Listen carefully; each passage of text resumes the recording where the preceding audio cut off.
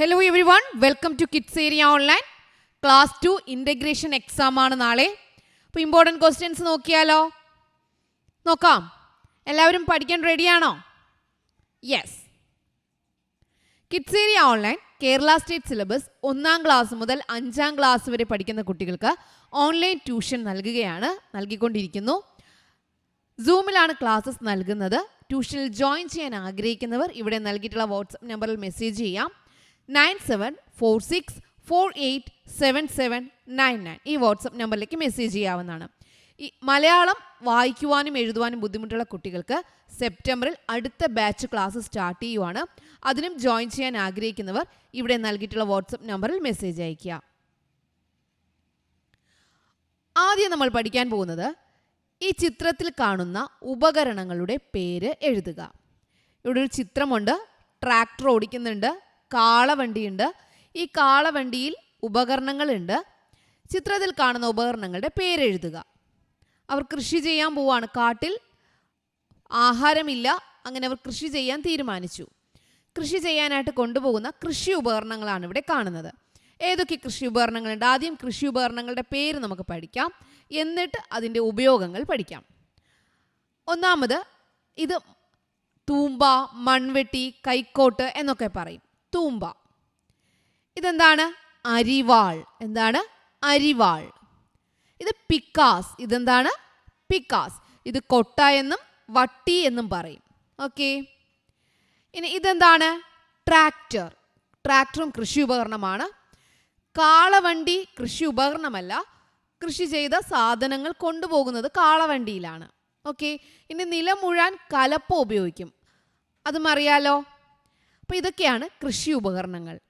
പ്രധാനമായിട്ടുള്ള കൃഷി ഉപകരണങ്ങൾ തൂമ്പ, പിന്നെ ഏതാ വരുന്നേ? പിക്കാസ്, കൊട്ട, ട്രാക്ടർ, അരിവാൾ. ഇതൊക്കെയാണ് പ്രധാനപ്പെട്ട കൃഷി ഉപകരണങ്ങൾ. ഓക്കെ. ഇനി ഇവിടെ ഉപയോഗം പഠിക്കാം. തൂമ്പ. തൂമ്പ എന്തിനാണ് ഉപയോഗിക്കുന്നത്? മൺവെട്ടി, കൈക്കോട്ട എന്തിനാണ് ഉപയോഗിക്കുന്നത്? മണ്ണ് കിളയ്ക്കാനും വരമ്പുകൾ ഒതുക്കാനും. മണ്ണ് കിളയ്ക്കാനാണ് തൂമ്പ ഉപയോഗിക്കുക. മണ്ണ് കിളയ്ക്കാനാണ് എന്തുപയോഗിക്കുക? തൂമ്പ. ഇനി അരിവാൾ എന്തിനാണ് ഉപയോഗിക്കുന്നത്? വിളവെടുക്കാൻ ഉപയോഗിക്കും. പുല്ല്, കളകൾ ഇവ അരിയാനായിട്ട് ഉപയോഗിക്കും അല്ലേ? കളകളും പുല്ലൊക്കെ അരിഞ്ഞ് മാറ്റാനും വിളവെടുക്കാനൊക്കെ അരിവാൾ ഉപയോഗിക്കും.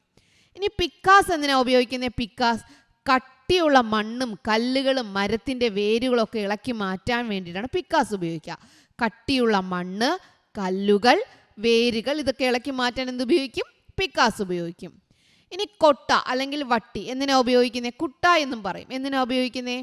വിത്ത്, വളം, ഇത് കാർഷിക വിളകൾ ഇവ കൊണ്ടുപോകുന്നത് എന്തിലാണ്?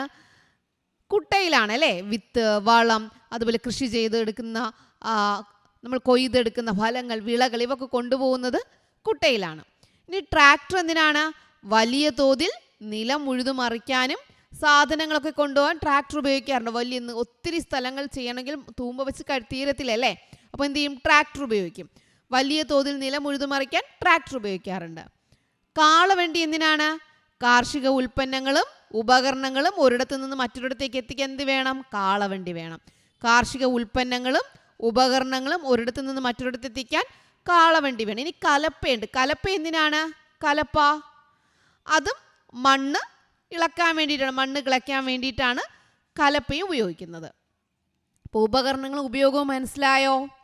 തൂമ്പ മണ്ണ് കിളയ്ക്കാൻ, അരിവാൾ പുല്ല് കളകൾ അരിയാനും വിളവെടുക്കാനും, പിക്കാസ് കട്ടിയുള്ള മണ്ണും കല്ലുകളും ഇളക്കി മാറ്റാൻ, കൊട്ട എന്തിനാണ്? വിത്ത്, വളം, അതുപോലെ കാർഷിക വിളകൾ എന്നിവ കൊണ്ടുപോകാനായിട്ട്, ട്രാക്ടർ നിലം ഉഴുതുമറിക്കാനായിട്ടാണ്, കലപ്പയും നിലം ഉഴുതുമറിക്കാൻ തന്നെയാണ് കേട്ടോ.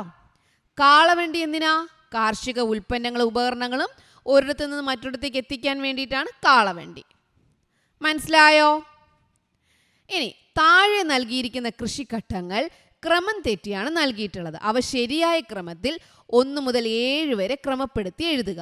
ഓക്കെ. ഇവിടെ വിത്ത് വിതയ്ക്കണം, വിളവെടുക്കണം, നിലമൊരുക്കണം, കള പറിക്കണം, മണ്ണ് കിളയ്ക്കണം, വെള്ളം നനയ്ക്കണം, വളം നൽകണം.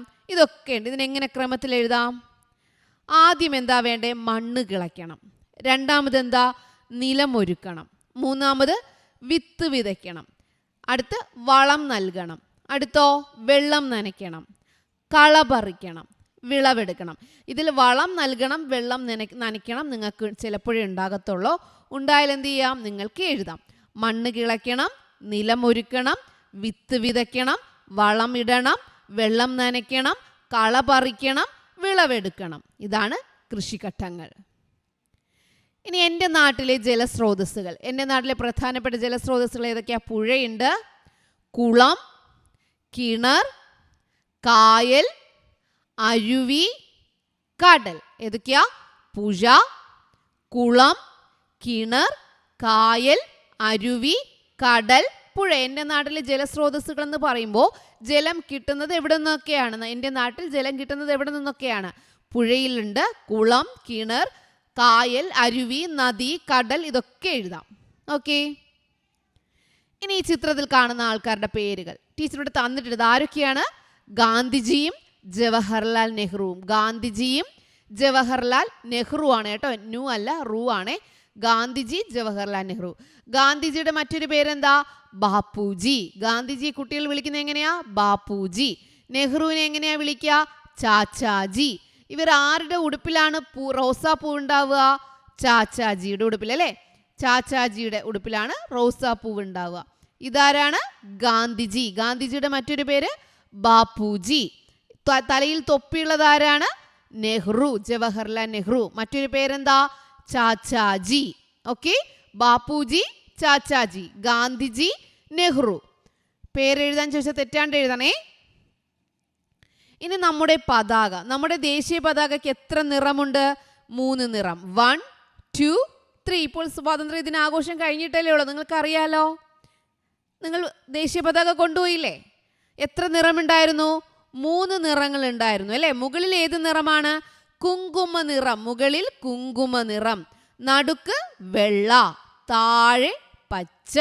മുകളിൽ കുങ്കുമ നിറം, നടുക്ക് വെള്ള, താഴെ പച്ച. ഇനി മധ്യത്തിലായിട്ട് എന്താ ഉള്ളത്? അശോക ചക്രം. അശോക ചക്രത്തിന് എത്ര ആരക്കാലുകളുണ്ട്? 24. ഓക്കെ. നടുവിൽ എന്താ? ദേശീയ പതാകയുടെ നടുവിൽ എന്താ കാണുന്നേ? അശോക ചക്രം. അശോക ചക്രം, അശോക ചക്രം. അപ്പൊ ദേശീയ പതാകയ്ക്ക് 3 നിറങ്ങളുണ്ട്. മുകളിൽ കുങ്കുമ നിറം നൽകണം, നടുക്ക് വെള്ള നിറം നൽകണം, താഴെ പച്ച നിറം നൽകണം. മധ്യത്തിലായി എന്താ ഉള്ളത്? അശോക ചക്രം. ദേശീയ പതാകയുടെ മധ്യത്തിലുള്ളത് എന്താണ്? അശോക ചക്രം. ഇനി മഴ പഴഞ്ചൊല്ലുകൾ. മഴയെക്കുറിച്ചുള്ള പഴഞ്ചൊല്ലുകൾ. മഴ കണ്ട തവളയെ പോലെ. പഠിക്കാൻ എളുപ്പമല്ലേ? മഴ കണ്ട തവളയെ പോലെ. മഴ കണ്ട തവളയെ പോലെ. അടുത്തത്, കാലം തെറ്റിയ മഴയും നേരം തെറ്റിയ വിത്തും ഒരുപോലെ. കാലം തെറ്റിയ മഴയും നേരം തെറ്റിയ വിത്തും ഒരുപോലെ. തിരുവാതിരയിൽ തിരിമുറിയാതെ മഴ. തിരുവാതിരയിൽ തിരിമുറിയാതെ മഴ. മഴ നനഞ്ഞ കോഴിക്ക് തണുപ്പറിയാം. മഴ നനഞ്ഞ കോഴിക്ക് തണുപ്പറിയാം. അപ്പോൾ മഴ പഴഞ്ചൊല്ലുകൾ ഏതൊക്കെയാ? മഴ കണ്ട തവളയെ പോലെ, കാലം തെറ്റിയ മഴയും നേരം തെറ്റിയ വിത്തും ഒരുപോലെ, തിരുവാതിരയിൽ തിരിമുറിയാതെ മഴ, മഴ നനഞ്ഞ കോഴിക്ക് തണുപ്പറിയാം. ഒരിക്കൽ കൂടി പറഞ്ഞുതരാം മഴ പഴഞ്ചൊല്ലുകൾ. മഴ കണ്ട തവളയെ പോലെ, കാലം തെറ്റിയ മഴയും നേരം തെറ്റിയ വിത്തും ഒരുപോലെ, തിരുവാതിരയിൽ തിരിമുറിയാതെ മഴ, മഴ നനഞ്ഞ കോഴിക്ക് തണുപ്പറിയാം. എൻ്റെ മഴ അനുഭവം. മഴ അനുഭവം എഴുതാൻ പറഞ്ഞാൽ എങ്ങനെ എഴുതാം? ആകാശത്ത് കറുത്ത മേഘങ്ങൾ വന്നു. പെട്ടെന്ന് തണുത്ത കാറ്റ് വീശി. പടപടാ ശബ്ദത്തോടെ വലിയ മഴ പെയ്തു. ഞാൻ ജനലിലൂടെ മഴ കണ്ടു. മുറ്റത്ത് വെള്ളം നിറഞ്ഞു. ഞാൻ കടലാസ് തോണി ഉണ്ടാക്കി വെള്ളത്തിൽ ഒഴുക്കി. അച്ഛൻ്റെ കൂടെ കുട ചൂടി മുറ്റത്തിറങ്ങി. മഴത്തുള്ളികൾ തൊട്ടപ്പോൾ എനിക്ക് വലിയ സന്തോഷമായി. മഴ തോർന്നപ്പോൾ ആകാശത്ത് മഴവില്ല് കണ്ടു. എനിക്ക് മഴ ഒരുപാട് ഇഷ്ടമാണ്. അപ്പോൾ മഴ അനുഭവം എങ്ങനെ എഴുതാം? ആകാശത്ത് കറുത്ത മേഘങ്ങൾ വന്നു. പെട്ടെന്ന് തണുത്ത കാറ്റ് വീശി.